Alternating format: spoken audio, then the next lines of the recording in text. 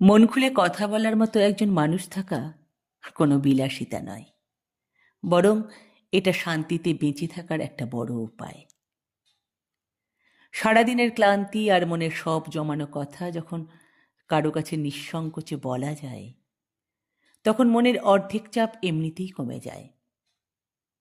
এমন একজন মানুষ যার সামনে নিজেকে লুকিয়ে রাখার দরকার হয় না, এবং যার হাসিতেই মনে হয় সব ঠিক হয়ে যাবে, সেই তো জীবনের আসল পাওয়া। আসলে এই পৃথিবীটা অনেক শোরগোলের।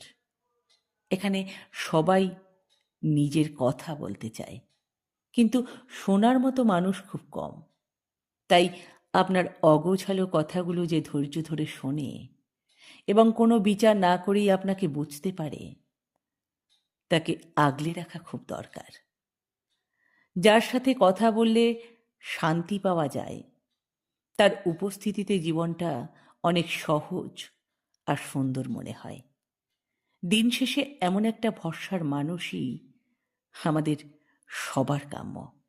দিন শেষে এমন একটা ভরসার মানুষই আমাদের সবার কাম্য।